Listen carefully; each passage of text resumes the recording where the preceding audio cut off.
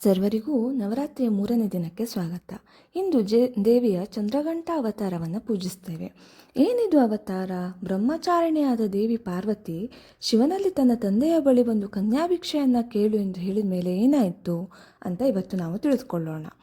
ದೇವಿ ಪಾರ್ವತಿ ಶಿವನನ್ನು ಮೆಚ್ಚಿಸಿ ಮದುವೆಯ ಪ್ರಸ್ತಾಪವನ್ನು ಇಟ್ಟು ಕನ್ಯಾಭಿಕ್ಷೆ ಕೇಳಿ ತನ್ನ ತಂದೆ ಅನುಮತಿ ಪಡೆದು ಮದುವೆಯಾಗುವಂತ ಶಿವನಿಗೆ ಹೇಳ್ತಾಳೆ. ಆದರೆ ಶಿವ ಈ ಮದುವೆ ಪ್ರಸ್ತಾಪವನ್ನು ಪರ್ವತರಾಜನಲ್ಲಿ ಹೇಗೆ ಇಡೋದು, ಯಾರ ಮೂಲಕ ಈ ಪ್ರಸ್ತಾಪವನ್ನು ಇಡೋದು ಎಂದು ಯೋಚಿಸಿ ಸಪ್ತರ್ಷಿಗಳನ್ನು ಅವರ ಪತ್ನಿಯರ ಸಮೇತನಾಗಿ ಪರ್ವತರಾಜನ ಬಳಿ ಕಳಿಸ್ತಾನಂತೆ. ಮದುವೆಗೆ ಸಂಪೂರ್ಣ ಮನಸ್ಕನಾಗಿ ಸಂತೋಷವಾಗಿ ಒಪ್ಪಿಕೊಂಡಂಥ ಪರ್ವತರಾಜ ತನ್ನ ಮುದ್ದಿನ ಮಗಳ ಮದುವೆಯನ್ನು ಅದ್ಧೂರಿಯಾಗಿ ಮಾಡಬೇಕಂತ ಸಕಲ ಸಿದ್ಧತೆಗಳನ್ನು ಮಾಡ್ಕೊಳ್ತಾನಂತೆ. ಅತೀ ವಿಶಿಷ್ಟವಾದ ಸೂಕ್ತ ಮುಹೂರ್ತವನ್ನು ಪಡೆದು ಮದುವೆಯನ್ನು ನಿಶ್ಚಯ ಮಾಡಲಾಗುತ್ತೆ. ಇಡೀ ರಾಜ್ಯವನ್ನೇ ಅದ್ಭುತವಾಗಿ ಸಿಂಗಾರ ಮಾಡ್ತಾರಂತೆ.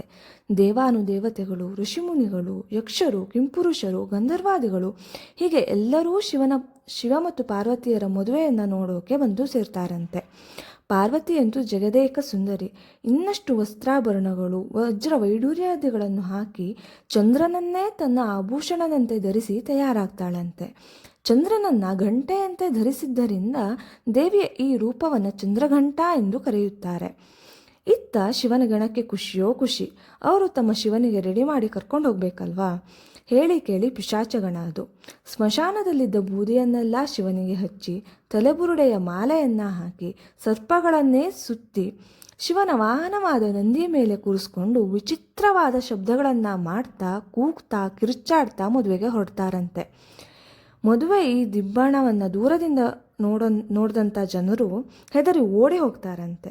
ಪಾರ್ವತಿಯ ತಾಯಿ ಮೀನಾವತಿ ದೇವಿಯಂತೂ ಇವನ್ನೆಲ್ಲ ನೋಡಿ ತಲ್ತರಿಗೇನೆ ಬಿದ್ದುಬಿಡ್ತಾಳಂತೆ.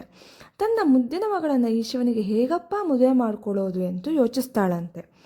ಆಗ ಶ್ರೀಮನ್ನಾರಾಯಣ ಶಿವನ ಗಣವನ್ನು ತಡೆದು ಶಿವನಲ್ಲಿ, ಹೇ ಪರಮೇಶ್ವರ, ನಿನ್ನ ಈ ವೈರಾಗ್ಯ ಸಾಮಾನ್ಯ ಮನುಷ್ಯರಿಗೆ ಅರ್ಥ ಆಗುವಂಥದ್ದಲ್ಲ.